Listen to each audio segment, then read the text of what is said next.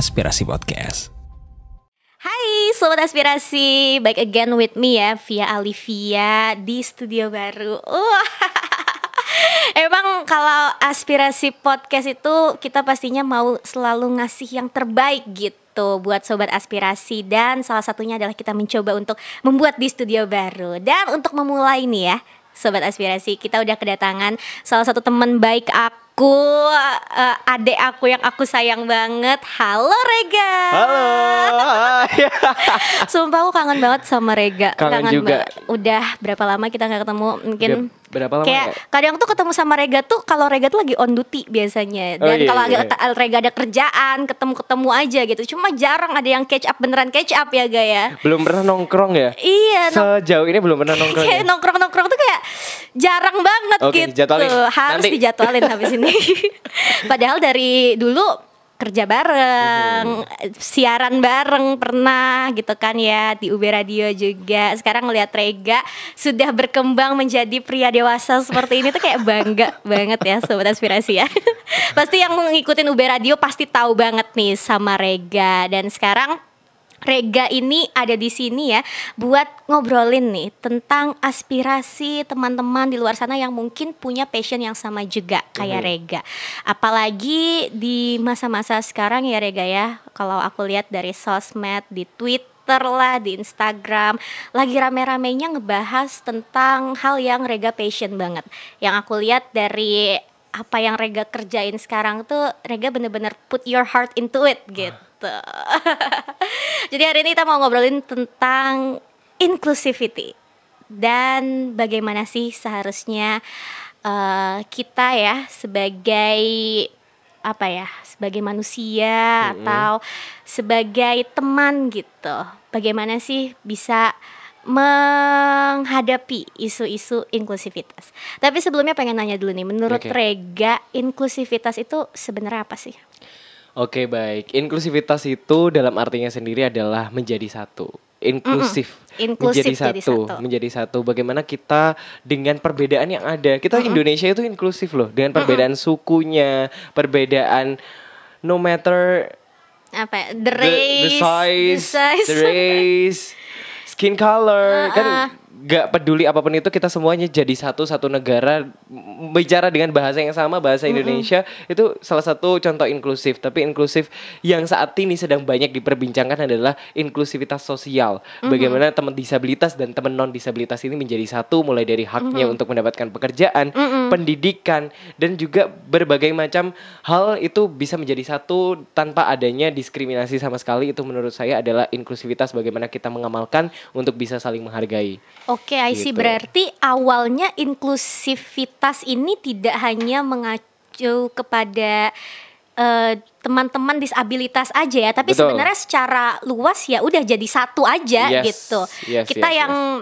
manusia pada dasarnya emang beda-beda gitu ya, diciptakan sama Tuhan beragam. Kita ya hidup berdampingan sama-sama, ya itu udah inklusif ya Gaya. Betul. Tapi memang secara umum seluas itu artinya. Tapi yang saat ini istilah inklusif digunakan adalah untuk bisa menggambarkan bagaimana teman disabilitas dan non disabilitas bisa menjadi satu. Bisa menjadi satu bersama-sama gitu ya. Betul. Oke, tadi Regas juga sempat mention gimana mereka bisa dapat akses ke pekerjaan, ke pendidikan selama Rega terjun nih ke dunia, bisa bilang aktivis gak sih? Passion mungkin ya. Passion dan interest di bidang ini, di isu ini. Menurut Rega, masalah apa sih yang sekarang ada di Indonesia ataupun di lingkungan Rega sekarang gitu, tentang akses teman-teman ini untuk mendapatkan hal-hal yang sebenarnya untuk kita itu cukup mudah untuk didapatkan, tapi mungkin buat mereka hal yang sulit gitu. Oke. Salah satu contoh kecilnya adalah aksesibilitas informasi. Bagaimana teman-teman tuli bisa memahami isi dari video petunjuk, misalnya ada petunjuk dari tutorial apa gitu di YouTube, di Instagram, ada beberapa platform. Kalau kita mengikuti, ini adalah tata alurnya gitu kan. Misal ke mana sih?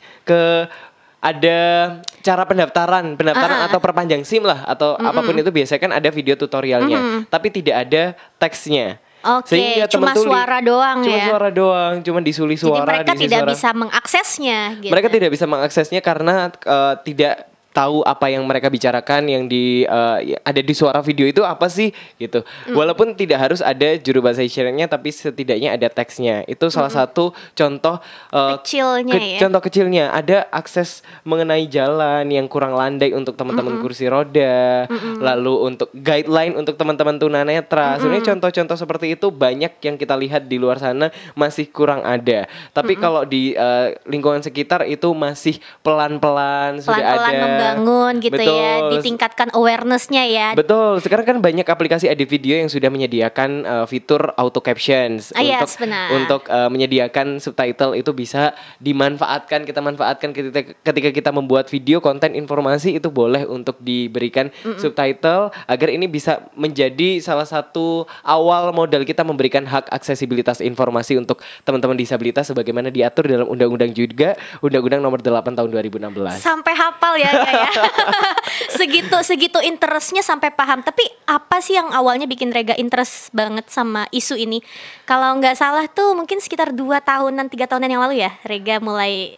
Saya kalau via boleh tahu nih, kayaknya dari awal masuk UB Radio nih mulai muncul gitu interest terhadap isu ini ya. Justru mulai Rega kecil. Nenek Rega adalah penyandang disabilitas tunanetra. Makanya waktu itu masuk radio karena memang hanya teman tunanetra hanya bisa menikmati audio. Saya ingin kayak seru nih kalau misal Rega masuk radio dan karya yang Rega punya ini bisa dinikmati oleh nenek saya dan 3,5 juta masyarakat penyandang disabilitas tunanetra di Indonesia. Dan dari situ mulai concern mengenai disabilitas netra, ada Down syndrome, grahita, autism. Itu ada concern untuk mempelajari, tapi masih belum untuk kayak main dan berinteraksi sama mereka. Baru itu akhirnya kapan tuh? Umur berapa tuh? Mulai concern gitu. Karena kan satu rumah sama nenek saya, jadi concern benar-benar dari kecil ya. Udah dibentuk sama lingkungan untuk kepedulian itu, tapi concern dan akhirnya terjun itu baru kuliah waktu tahun 2019. Itu berarti lebih dari 4 tahun yang lalu, Kak Via. Jadi sekitar 4 tahun yang lalu ya. 4 tahun yang lalu, ya. Pas maba, kebetulan waktu ospek saya satu kelompok sama teman-teman disabilitas. I see. Iya, dan accidentally karena memang harus komunikasi, HP kita dikumpulin ya sama panitia ospek. jadi akhirnya ngobrol, otomatis belajar bahasa isyarat juga, A sampai Z. Dari situ komunikasi, dari situ kita kenal, dari situ kita bersahabat, dari situ kita nongkrong terus hampir tiap hari, dan ya akhirnya bisa bahasa isyarat. Sampai sekarang gitu ya. Sampai Rega bisa dibilang basic interpreter lah ya, basic lah ya. Mungkin belum profesional tapi at least bisa untuk mentranslatekan apa yang dibilang sama teman-teman tuli. Gitu. I see. Berarti emang dari kecil udah concern dengan isu ini, mulai lagi pas masuk kuliah gitu ya. Awalnya tahu nggak sih kalau UB ini lagi emang gencar-gencarnya untuk mengkampanyekan tentang kampus inklusif pas awal masuk?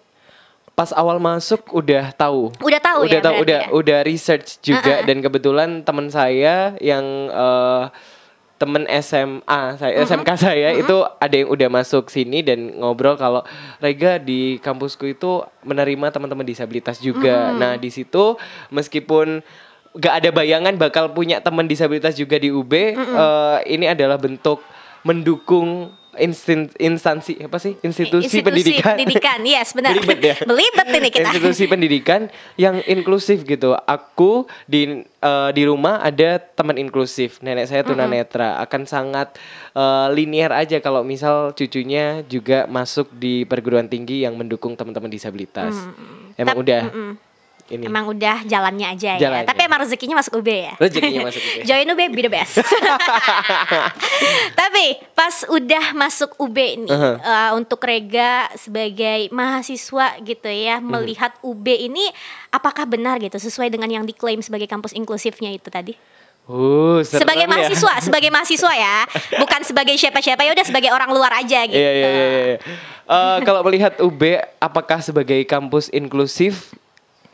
Mostly iya, tapi ada beberapa memang yang akses beberapa kantin lah ya, nggak usah disebut kantin yang bisa diimprove ya. Yang bisa diimprove untuk meningkatkan jalur landai untuk teman-teman disabilitas daksa agar kursi roda bisa naik ke atas, agar bisa akses juga. Lalu disediakan seperti menu tertulis, jadi bukan yang kayak warteg ini berapa kan nggak tahu harganya tuh. Kalau misal temen tuli akhirnya tanya dan sama-sama nggak ngerti, penjualnya nggak tahu bahasa isyarat, itu juga akan lumayan effort, tapi masih bisa karena temen tuli. Gak usah jauh-jauh, itu buat kita aja juga udah cukup mengganggu gitu ya, nggak ada harga. Iya betul. Tiba-tiba 50.000 aja keluar.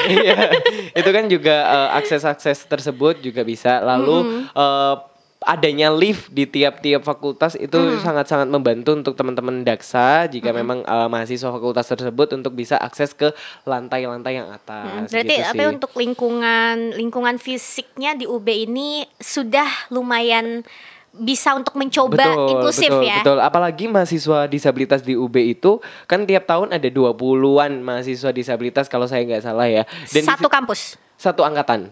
Satu angkatan tiap tahun itu selalu ada 20 lebih mahasiswa disabilitas. Oke, dan itu maksudnya tersebar di semua fakultas tersebar di semua fakultas dan ada volunteernya juga, ada pendampingnya juga yang mendampingi teman-teman disabilitas itu untuk ikut perkuliahan. Seperti ada tuli, ada juru bahasa isyaratnya. Lalu ada teman tunanetra yang biasa saya pernah nemenin. Loh, kok udah sampai sini aja? pernah nemenin teman tunanetra untuk ngebacain soal UTS-nya dia, tapi yang saya bacain pilihannya A ini, B ini, C ini, D ini, dia yang jawab. Saya nggak punya hak untuk menjawab itu, saya hanya menerjemahkan dan nulisin aja gitu ya. Nulisin juga, iya. Oke, ini kok udah nyampe sini juga ya? Sebenarnya tadi masih banyak nih dari jawaban Rega yang pengen aku tanyain, terus kayak tiba-tiba lupa gitu ya, udah kesini yang diinget aja nih ya. Tadi sempat ngomongin tentang volunteer, teman-teman untuk membantu yang disabilitas gitu ya. Dan seperti yang kita tahu ya, Sobat Aspirasi, kalau UB itu punya yang namanya PSLD, Pusat Layanan Disabilitas ya. Iya, PLD sekarang. PLD ya. Kalau dulu PSLD itu pusat studi. Oke, aku lupa studinya itu. PSLD jadi PLD. Nah, itu berarti Rega sempat ikut itu atau gimana tuh? Maksudnya dengan Rega yang punya concern terhadap isu-isu disabilitas, isu-isu inklusivitas gitu. Apakah juga join ke PSLD itu atau gimana tuh? Enggak sih, waktu itu karena emang kerja sambil kuliah ya, jadi takut gak maksimal aja waktu kalau ikut PLD. Cuman karena temen deket saya ini adalah temen tuli, sering banget ke PLD, sering nyamperin juga, sering nongkrong juga ke sana. Akhirnya kenal dan deket sama teman-teman disabilitas yang lain di PLD. Karena bisa bahasa isyarat juga sama orang PLD, sering disuruh untuk jadi MC waktu itu Agustusan, teman-teman disabilitas, dan juga sering disuruh untuk menerjemahkan teman-teman tuli. Kayak waktu itu ada kelas bahasa isyarat yang diadakan oleh PLD. Nah, karena banyak yang mudik tuh juru bahasa isyaratnya, akhirnya saya yang jadi juru bahasa isyaratnya. Meskipun bukan volunteer dan meskipun Rega bilang masih basic, sebenarnya kalau dilihat-lihat udah lumayan intermediate ya. Ngambil sertifikasi dulu ya, Gaya. Amin, segera. Oh iya, tadi juga sempat pengen nanya juga nih. Tadi lingkungan fisik di UB lumayan cukup menunjang. Bagaimana dengan lingkungan sosialnya kalau di UB? Teman-teman untuk berinteraksi gitu dengan teman-teman yang punya disabilitas itu menurut Rega apakah sudah cukup oke atau gimana sih? Atau emang UB ini seperti yang digadang-gadang sebagai kampus inklusif juga nih, mahasiswanya nih juga merangkul semua nih, gimana menurut Rega? Atau masih adakah yang sedikit-sedikit diskriminatif? Oh, kalau dari kacamata saya itu saya tidak pernah melihat diskriminasi di kampus ya. Tapi dari cerita-cerita teman-teman disabilitas mungkin ada. Tapi saya gak bisa ngeklaim itu karena gak tahu juga gitu. Iya, karena yang Rega lihat gak ada gitu ya. Yang saya lihat gak ada, tapi di situ yang perlu kita tekankan adalah kita harus mengedukasi diri kita masing-masing semuanya bagaimana cara interaksi. Karena kadang teman-teman disabilitas merasa gak punya teman bukan karena temen kita yang non disabilitas ini nggak mau berteman, tapi karena nggak tahu gimana sih cara berinteraksi. Iya, kadang nggak tahu how to-nya gitu ya. Temenan pengen. Menyinggung nggak kira-kira ya untuk melakukan seperti ini di depan mereka. Mungkin keraguan-keraguan seperti ini yang akhirnya menghambat untuk interaksi sama teman-teman disabilitas. Padahal sebenarnya santai aja. Tinggal bagaimana secara sopan, misal teman tunanetra berarti jangan tiba-tiba langsung geplak gitu ya, karena kan mereka tidak melihat apa yang ada di sekitar kita. Jadi harus pelan-pelan sebutkan nama saya Rega, ini saya teman kelas kamu, saya mau bantu kamu boleh gitu. Jadi ditawarkan bantuan atau seperti apa gitu, interaksi kecil seperti itu akhirnya bisa pelan-pelan bisa jalin relasi lah sama teman-teman disabilitas. Itu akan lama-lama menyadarkan kita sendiri bagaimana cara interaksi sama teman disabilitas yang lain. Pelan-pelan numbuh ya. Cara interaksi itu pelan-pelan kita bakal tahu aja gitu kalau dilakuin terus-menerus gitu kan ya. Tadi sempat nyinggung juga soal helping hand, bantuan, menawarkan bantuan. Sempat ada juga opini viral nih ya yang bilang kalau kita teman-teman disabilitas itu juga seharusnya diperlakukan diperlakukan seperti layaknya ya kita pada umumnya gitu. Betul. Dan katanya sometimes menawarkan helping hand itu borderline menyinggung mereka. Menurut Rega gimana tuh? Karena sempat ada yang bilang gitu kayak kalau bukan nawarin bantuan gimana ya, tapi dengan melihat mereka itu tidak bisa melakukan sesuatu itu katanya udah borderline menyinggung. Menurut Rega gimana tuh? Menurut aku sendiri dari sejauh teman-teman disabilitas yang saya kenal, mereka justru lebih suka ketika kita menawarkan dulu bantuannya. Karena ketika tiba-tiba kita membantu, justru itu akan menyinggung mereka kayak, loh aku bisa, kenapa tiba-tiba dibantu? Kayak seolah-olah aku dipandang nggak bisa. Istilahnya sejauh teman disabilitas yang saya kenal berpikirnya seperti itu. Jadi berarti as long as kita nanya aja, bukan nanya aja. nawarin aja. Yang penting bilang dulu kalau dia nerima, bantuin, kalau enggak ya udah gitu. Kalau enggak ya udah, betul. Jadi karena mereka juga memang dituntut untuk mandiri kan, mandiri, dan kayak misal teman tuli harus komunikasi dengan teman-teman yang ada di luar sana karena dunia ini luas, nggak mungkin tiap hari harus sama JBI terus. Ya begitupun dengan teman-teman kursi roda, teman-teman tunanetra, teman-teman yang lain itu juga pastinya harus dituntut untuk hidup mandiri. Penawaran bantuan memang perlu dilakukan, tapi ya tetap jangan tiba-tiba yang gitu. Ngebantu mereka untuk bisa mandiri juga gitu kan ya. Betul. Oke, I see. Dan Rega punya berapa banyak sih teman disabilitas sampai sekarang? Kalau dihitung nggak bisa ya. Kalau dihitung nggak bisa. Yang deket banget. Yang mungkin aku kalau lihat dari story-nya Rega yang masih sering ngumpul gitu. Mungkin 10-an gitu kan ya, 20-an. 10-20 ada sih. Tapi kalau yang ngomongin deket banget yang sering ketemu sih 3-4 orang. Tapi yang pernah dibawa ke studio waktu itu ya? Iya. Kalau interaksi interaksi sering itu ya banyak, 20, 30, 50 ada mungkin. Dan sejauh Rega punya teman-teman dengan disabilitas nih, menurut Rega gimana sih cara yang tepat gitu untuk kita yang juga sebenarnya pengen gitu berteman dan berinteraksi dengan mereka, tapi ya itu tadi takut gitu. Takut bukan dalam artian takut dengan mereka, tapi takut untuk menyinggung perasaan. Karena orang Indonesia sensitif banget ya Bun ya. Maksudnya kitanya juga sangat-sangat takut gitu, takut menyinggung orang lain terkadang gitu. Yang penting takutnya bukan takut tambah dewasa ya. Oh ya. Aduh. Itu sekarang iya sih, takut sih.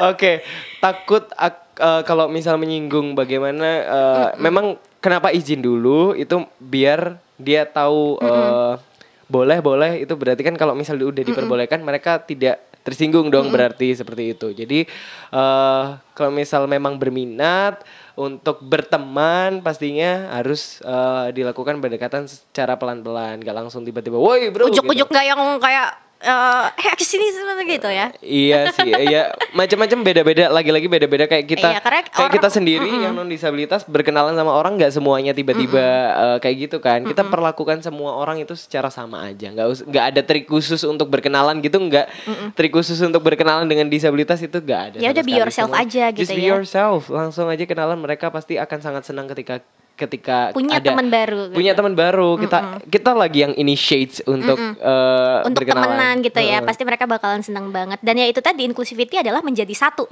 Satu. Disamain aja, jangan perlakukan mereka berbeda gitu. Ya udah, kalau mau temenan ya udah temenan aja gitu kan ya. Dan selama temenan sama teman-teman disabilitas, Rega ada punya pengalaman baru atau pengalaman unik gitu kan, atau pengalaman yang memorable banget lah sama mereka yang mungkin tidak Rega dapatkan gitu dengan teman-teman yang lain, yang diinget banget mungkin ya. Aku nggak tahu pengalamannya baik atau buruk atau middle, cuma yang diinget banget tuh apa ya kira-kira? Pastinya selama kita berteman itu punya kisah masing-masing, ada sedih, kisah seneng gitu, marah kesel, itu ceritanya macam-macam. Kalau aku ceritain semua kayaknya podcastnya akan sehari selesai besok. Tapi yang jelas setelah berteman sama mereka bertambah banget rasa syukur. Dan ya seperti yang Mbak Via tahu ya, Rega itu orangnya seneng banget ngomong. Oh ya, sangat ya Bu. Seneng banget ngomong, dan dengan diseimbangkan dengan berteman dengan teman-teman tuli. Ketika udah ngomong nih paginya, terus siangnya ketemu sama teman tuli untuk nongkrong atau main-main, istirahat tuh. Tenggorokan ini istirahat karena komunikasi adalah tangan. Oh iya gitu. Benar. Itu adalah pengalaman luar biasa untuk menyeimbangkan hidup ini. Oh iya benar. Terus benar. Apa ya, pengalaman sekarang lagi adalah suaranya habis nih. Iya. Pengalaman setelah tahu dan mengenal lebih dalam, tahu satu persatu teman-teman disabilitas, Grahita, Netra, Daksa, Tuli, semuanya jadi tahu kekurangan dan kendala-kendalanya masing-masing, mengenal lebih jauh cerita mereka masing-masing. I do really believe that every single one of us in this world have the same rights and opportunity to have a good quality in life. Right? Yes, I totally agree with that. Dan apa ya, benar-benar kalau ngomongin tentang inklusivitas, ngomongin tentang bagaimana kita memperlakukan manusia itu sama gitu kan. Jangan dibedain dari ras, dari agama gitu kan. Udahlah, hidup damai-damai aja lah ya. Apalagi beberapa saat yang lalu baru aja peringatan ya beberapa kejadian-kejadian yang kurang mengenakan di Indonesia ya, Sobat Aspirasi, dan itu jadi reminder juga nih lagi buat kita untuk ya hidup tuh samain aja gitu. Jangan memperlakukan orang lain berbeda. Jangan aku kamu tapi kita. Aku kamu kita. Setara. Gimana? Setara aja gini. Aku kamu kita setara. Tapi kalau di Spotify nggak kelihatan ini tangannya. Oke, siap. Oke, terus ngobrol banyak banget ya Gaya tentang inklusivitas, kemudian tentang Rega pengalamannya sebagai mahasiswa di Universitas Brawijaya yang merupakan kampus kita yang inklusif ini, alhamdulillah ya. Terus juga ngomongin tentang pengalaman belajarnya nih. Kan pasti dong nggak instan belajar bahasa isyarat gitu kan. Dan sering banget ya muncul di feed aku. Kalau Rega itu sering banget nge-cover lagu tapi pakai bahasa isyarat. Itu lucu banget, dan dia pertama kali kalau nggak salah di depan sana nggak sih Gak? Pertama kali iya betul. Pertama di depan kali di sana nge-tagnya, tag videonya, dan aku ingat banget ngelihat Rega kayak lucu banget tuh. Kenapa bisa tertarik banget buat kan belajar emang tertarik karena concernnya, tapi bisa buat cover lagu tuh gimana sih Gak? Karena kan teman tuli kita ini tidak beruntung ya untuk bisa tidak punya privilege untuk mendengarkan musik. Jadi ketika aku biasanya mandi dengerin musik di jalan pakai headset jangan dicontoh ya. Musik yang dicontoh. Kadang dulu ya, maksudnya. Okay. Kalau lagi santai sambil kerja laptopan dengerin musik. Nah, sesunyi itu loh ternyata dunia mereka. Dan karena aku seneng nyanyi, seneng dengerin musik, dan temanku adalah teman tuli, bagaimana caranya aku bisa mentransfer asiknya musik ini ke agar mereka bisa terima gitu. Dan dengan ketika lihat-lihat TikTok, YouTube, ternyata ada juga interpreter musik juga, dan ternyata bahasa isyarat ketika ngobrol dan bahasa isyarat ketika nyanyi itu berbeda. Berbeda apa tuh ya? Strukturnya beda lah. Lebih puitis gitu Lebih puitis betul. Jadi ada, kalau nggak salah tuh namanya sastra isyarat gitu. Kalau misal dimusikkan gitu. Jadi mungkin gerakannya yang lebih flowy gitu ya, atau lebih moodnya biar dapet gitu ya. Betul. Harus main ekspresi juga ya, Main ekspresi dan gestur juga, karena lagi-lagi inklusif, musik is for everyone. Yes. Dan untuk teman tuli berarti ya harus dengan pakai bahasa isyarat agar teman-teman tuli bisa tahu ini arti lagunya apa sih gitu. Iya, jadi ingat kemarin yang lagi booming banget interpreternya Rihanna. Oh, bukan. Kirain yang banding-banding kayak aku gini. Ini juga ada sih. Yang kamu tahu yang interpreter Rihanna di ini enggak, di Super Bowl Amerika enggak? Tahu. Iya, itu kan lagi rame banget kan, sampai-sampai dia emang jadi highlight dari ininya ya, dari acaranya gitu. Rihanna nyanyi, dianya ngeinterpretnya dengan sangat-sangat senang Asik. gitu. Dan aku ngelihat itu jadi inget Rega lah, sumpah. Oh iya? Iya. Wah, terima Karena kasih. Rega adalah temanku yang sering melakukan itu gitu kan, sering nge-cover lagu pakai bahasa isyarat, and I think it's so fun ngelihatnya. Jadi pengen juga gitu kan. Sopan santun ya. Iya.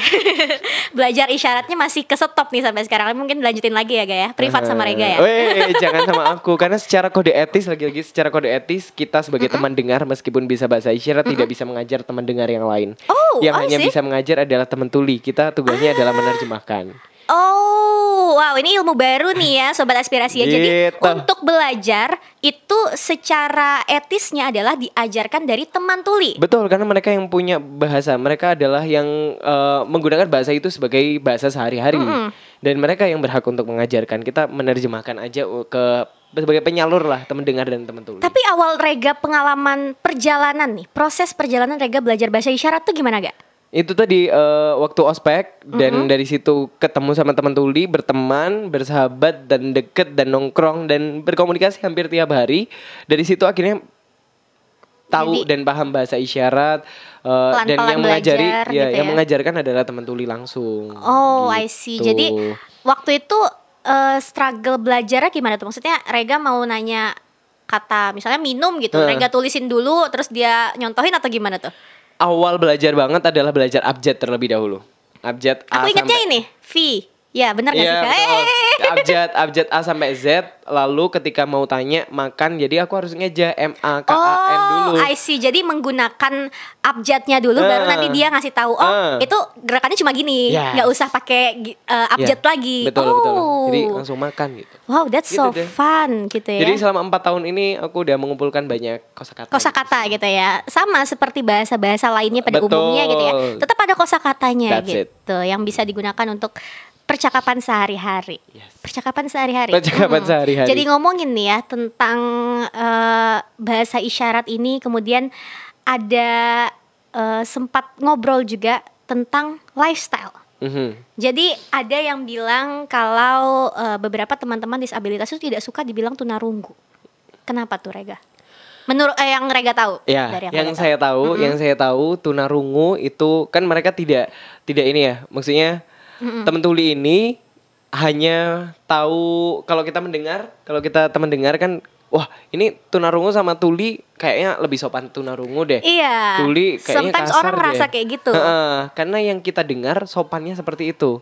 Nah, karena teman tuli tidak mendengar mana yang sopan dan mana yang enggak, dan mereka hanya tahu istilah dan juga artinya aja, ya mereka lebih suka dipanggil tuli dengan rasa bangga seperti itu. Rasa bangga dipanggil tuli karena secara artinya tunarungu adalah kerusakan pendengaran secara medis. Kalau misal tuli adalah keterbatasan pendengaran. Itu dari artinya sudah beda, dan mereka memilih untuk lebih prefer untuk yang itu ya. untuk dipanggil tuli. Karena banyak yang bilang kalau tuli itu adalah lifestyle-nya juga gitu. Ya, dengan memakai bahasa isyarat, yaitu adalah bagian dari lifestyle-nya mereka sebagai teman-teman tuli yang keterbatasan pendengaran, dan ya tetap hidup berdampingan sama kita meskipun kita berbeda kekurangan. Semua orang nggak ada yang sempurna kan? Iya, sebenar banget. Dan jadi ini ya, salah satu yang Via lihat juga dari seorang Rega yang benar-benar menginspirasi adalah jadi bikin orang-orang di sekitar Rega, terutama aku juga nih ya, pengen belajar bahasa isyarat gitu. Iya. Sampai ada kampanyenya ya, Rega ya. Iya, itu. Boleh dong diceritain tentang Ayo Bahasa Isyarat nih. Oke, jadi Ayo Bahasa Isyarat ini udah setahun ada kampanyenya, setahun lebih. Setahun ya? Udah lama juga ya, Ga ya? Setahun lebih, iya. Ayo Bahasa Isyarat emang tujuannya itu untuk mengajak teman-teman dengar bisa berbahasa isyarat sekecil apapun, sebasic apapun, sedasar apapun, itu untuk mengajak mereka. Jadi Ayo Bahasa Isyarat artinya adalah ayo mengenal, ayo komunikasi, ayo bangga berbahasa isyarat.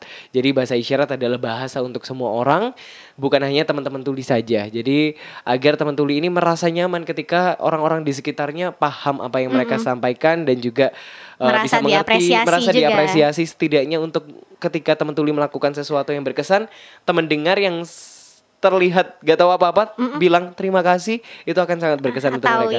atau tepuk tangan pakai bahasa isyarat itu juga akan sangat berarti loh untuk mereka. Makanya ayo bahasa isyarat ini untuk bisa mengeducate banyak orang mengenai bahasa isyarat itu apa gitu. Dan itu aku nggak bisa melakukan itu sendiri, aku hanya membuat campaign-nya. Iya, tapi yang melakukan itu saya dan juga teman-teman tuli yang lain. Oke, dan ini passion project dari Rega sendiri ya? Iya, personal projectnya Rega ya? Project aja, iseng-iseng aja waktu itu. Ada bajunya tapi ada di Instagram ya. Ayo bahasa isyarat. Di sini ya, Gama nanti tolong ditulisin ya. Instagramnya Rega sih sebenarnya kayaknya ya di situ ya. Dan yang aku lihat sih dari campaign ini akhirnya jadi banyak orang yang termotivasi, sampai bukan banyak sih, sempet dijadiin acara ya setahu aku ya. Sempet collab juga sama beberapa stakeholder gitu untuk mengajarkan bahasa isyarat ke teman-teman dengar ya, istilahnya. Betul. I see. Beberapa kali buka kelas juga sama teman tuli, lalu dari Ayo Bahasa Isyarat ini juga pernah diadakan di organisasi saya, Kakang Bayu Kota Malang, untuk sebagai salah satu rangkaian dari acara Hari Disabilitas Internasional. Jadi waktu itu di Kakang Bayu Kota Malang juga ada Hari Disabilitas Internasional yang menyelenggarakan itu, ada kelas bahasa isyarat juga dari Ayo Bahasa Isyarat gitu sih. Itu asik banget ya. Seru banget. Iya, seru banget bisa belajar bahasa isyarat, bisa cover lagu juga kayak Rega, bisa dinotis Yura Yunita. Iya loh. Aku kaget banget Rega pas ngeliat kayak wow, videonya Rega yang cover lagunya Yura Yunita yang Dunia Tipu-Tipu ya? Dunia Tipu-Tipu. Di Dunia Tipu-Tipu tuh kalau nggak salah di repost gak sih sama Yura Yunita? Oh my god, itu aku kaget banget dan kayak congrats ya. Terima kasih. Emang awalnya kenapa bikin video cover itu untuk bisa memperluas lagi. Kalau misal ngajar, gimana ya cara biar memanfaatkan platform media sosial yang ada ini untuk bisa ngasih tahu orang-orang bahasa isyarat ini eksis loh. Maksudnya bisa jadi tren baru gitu. Dan kayaknya dengan cara yang seru yaitu mengcover lagu gitu. Mengcover lagu, orang-orang akan lebih notice, oh ternyata lagu ini bisa dibahasa isyaratkan, makanya tahu dan akhirnya mendalami lagi mengenai bahasa isyarat. Sampai gitu di notice gitu ya. Dan gak nyangka sih waktu itu di repost sama Yura Yunita. Terima kasih Mbak Yura, Teh Yura, aku pengen banget ketemu. Semoga Teh Yura ngeliat ya. Tapi katanya sempat ada yang notice lagi, gak? Tapi aku nggak tahu nih siapa sih yang notice lagi tuh. Iya, waktu itu sempat diundang ke Universitas Lampung secara daring meskipun untuk bisa mengenalkan lagi Ayo Bahasa Isyarat juga. Oke. Jadi karena dengan adanya campaign ini Rega bikin, ya udah emang iseng bikin, tapi karena passion juga pada akhirnya bisa ngebawa manfaat ke banyak orang ya, sampai diundang untuk menjadi narasumber pembicara gitu ya. Dan ya itu tadi impactnya gede ke orang-orang ya. Iya. Oke. Dan wow, keren banget sih Rega. Dulu pertama kenal Rega pas Rega baru masuk UB Radio tuh masih Rega yang Rega yang kericil-kericil. Sekarang mungkin udah berapa tahun sih kita temenan? Tiga, almost 3 2020 ya?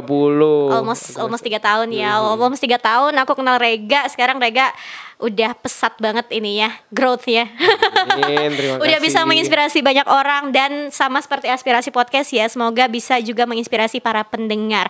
Dan mungkin terakhir nih Rega, pesan kamu nih buat sobat aspirasi yang sekarang lagi dengerin, gimana sih biar bisa lebih aware gitu sama yang namanya inklusivitas? Oke, untuk bisa lebih aware sama teman-teman disabilitas adalah dengan berbaur sama teman-teman disabilitas itu sendiri.